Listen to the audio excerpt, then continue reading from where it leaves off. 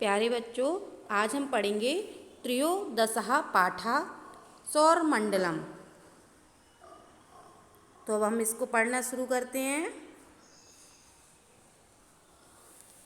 वयं प्रतिदिनं सूर्यं चंद्रम नक्षत्राणि च पश्यामः।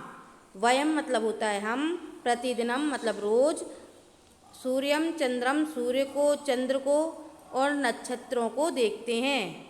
चा मतलब होता है और, पश्यामा यानी देखते हैं। हम प्रतिदिन सूर्य, चंद्र, नक्षत्र और नक्षत्रों को देखते हैं। चकिता आह्लादिताश्च भवामा, और देखकर आश्चर्यचकित होते हैं और प्रसन्न होते हैं। ब्रह्मांडस्य आकाशगंगायाम आकाशपिंडानां समूहा वर्तन्ते। ब्रह्मांड का, आकाशगंगा का और आकाशपिंडों का समूह है। तेषु आकाशपिंडेषु तारागणा ग्रह उपग्रह च दृश्यन्ते। उसमें आकाशपिंड में हम तारों को, ग्रहों को, उपग्रहों को देखते हैं। ठीक है।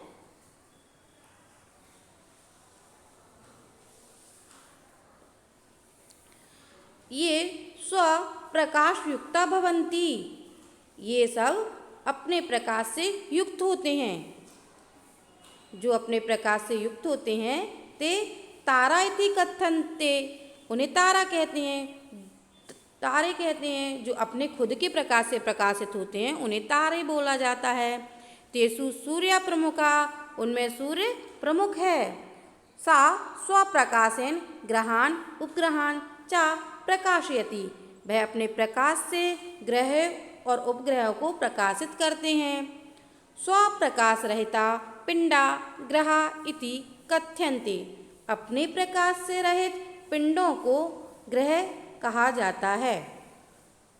सर्वे ग्रह सूर्यं परिक्रमन्ति, सभी ग्रह सूर्य की परिक्रमा करते हैं। पृथ्वी अपि सूर्यात् सुदूरे स्थित्वा स्वयं स्वधुरीं 23.56 होरासु भ्रमन्ति। 365.25 दिवसेषु सूर्यं परिक्रमन्ति। इसका मतलब ये हुआ कि पृथ्वी भी सूर्य से दूर होकर अपनी धुरी पर मतलब अपने केंद्र पर, ठीक, 23-56 घंटे मतलब कि हमेशा ही घूमती रहती है। कितने दिनों तक घूमती है? 365 दिनों तक घूमती है। ठीक है, 365.25 दिन तक घूमती है। तभी बोला जाता ना, एक साल में कितने दिन होते हैं? 365 दिन होते हैं। तो वो 365 दिन ही घूमती है।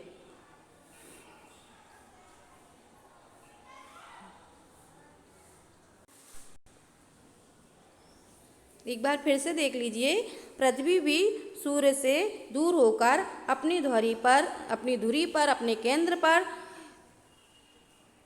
23.56 घंटे भ्रमण करती है, घूमती है। भ्रमंती मतलब घूमती है। और कब तक घूमती है? 365 दिनों तक सूर्य का परिक्रमा करती है। पृथ्वी किसका परिक्रमा करती है बेटा? पृथ्वी सूर्य का परिक्रम करती है। परिक्रम मतलब परिक्रमा लगाती है पृथ्वी सूर्य का। ठीक है।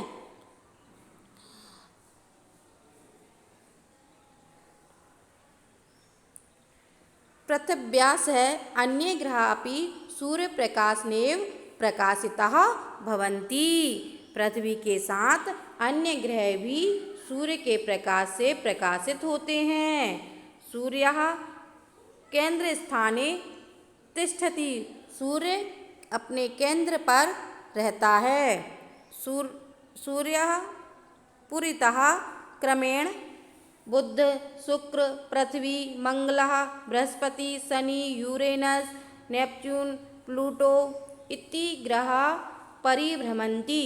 सूर्य के चारों ओर, परितः है बेटा, ये क्या है? पूरितः लिखा है पर है ये परितः। क्या है? परितः। सूर्य के चारों ओर क्रम से ये सर्य लिखा है, ये सूर्य है। सूर्य के चारों ओर क्रम से बुध, शुक्र, पृथ्वी, मंगल, बृहस्पति, शनि, अरुण, वरुण, यम, ये सारे ग्रह परिक्रमा करते हैं।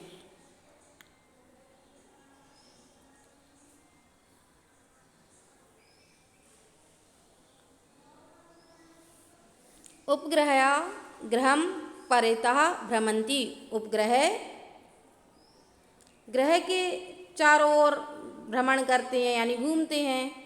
ठीक है, उपग्रह ग्रह के चारों ओर घूमते हैं। प्रत्येकस्य ग्रहस्य उपग्रह सन्ति। प्रत्येक ग्रह का उपग्रह होता है। चंद्रः पृथिव्याः उपग्रह। चंद्र पृथ्वी का उपग्रह है। चंद्र पृथ्वी का उपग्रह है। चंद्रस्य पृथ्वीं परितः भ्रमणकालः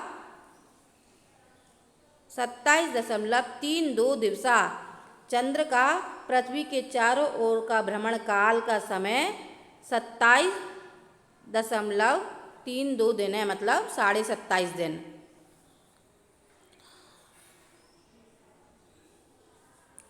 प्रतिदिनं चंद्रस्य आकारभेदः दृश्यते। प्रतिदिन चंद्र का आकार भेद दिखाई देता है। मतलब आकार भेद समझ रहे हो? 15 दिन तक रहता है ना, पहले छोटा होता है, फिर थोड़ा सा बड़ा होता है, फिर और बड़ा, फिर और बड़ा, फिर और बड़ा। इस तरीके से 15 दिन तक, 15 दिन में चंद्र कैसा हो जाता है? पूरा हो जाता है ना। वही चीज़ यहाँ पर लिखी हुई है कि प्रतिदिन चंद्र का आकार भेद दिखाई देता है। पूर्णिमाया रात्रौ पूर्ण चंद्रस्य दर्शनम भवति। और पूर्णिमा की रात को पूर्ण चंद्र का दर्शन होता है। अमावस्यां रात्रौ तु चंद्रस्य दर्शनम न भवति। अमावस्या की रात को चंद्र का दर्शन नहीं होता है। अमावस्या की रात को चंद्र का दर्शन नहीं होता है।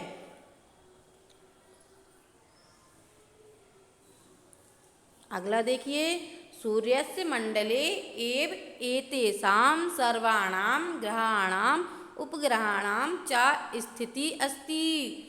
सूर्य के मंडल में इन सभी ग्रहों की, उपग्रहों की स्थिति है। अतः एतदेव सौरमंडलम इति उच्यते। अतः इसको सौरमंडल भी कहा जाता है। एतान अतिरिच्य आकाशगंगायाम ईदृशानां तारागणानाम अनेक समूहा वर्तन्ते। इसके अतिरिक्त आकाशगंगा में इस प्रकार के तारों का अनेक समूह होते हैं। फिर से समझ लीजिए इस चीज को, क्या बोला गया है यहाँ पर?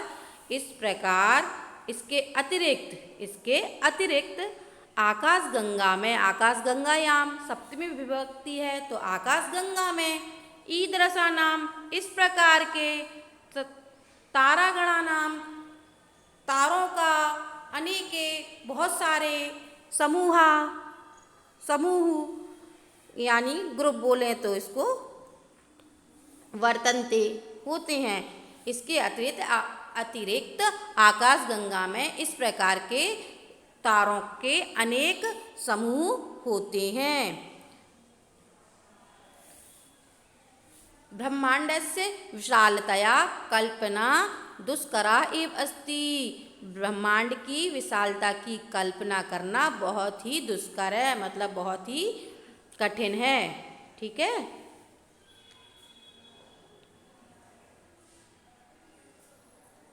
हाँ। अब देखिए यहाँ पे लिखा है 24 अगस्त 2006 तमे वर्षे अंतर्राष्ट्रीय खगोल विज्ञान यूनियन द्वारा अनुमोदित प्रस्तावस्य अनुसारम इदानीं प्लूटो यमः ग्रहस्य परिभाषाया नास्ति, अतः तस्य ग्रहरूपेण गणना न भवति। इसका मतलब ये है कि 24 अगस्त 2006 को अंतर्राष्ट्रीय खगोल विज्ञान यूनियन ने ये बताया है कि प्लूटो ग्रह नहीं है, इसलिए इसकी जो गणना है ना वो ग्रहों में नहीं होती है। मतलब प्लूटो को ग्रहों में गिनती उसकी नहीं होती है, उसको ग्रहों में नहीं गिना जाता है। ठीक है।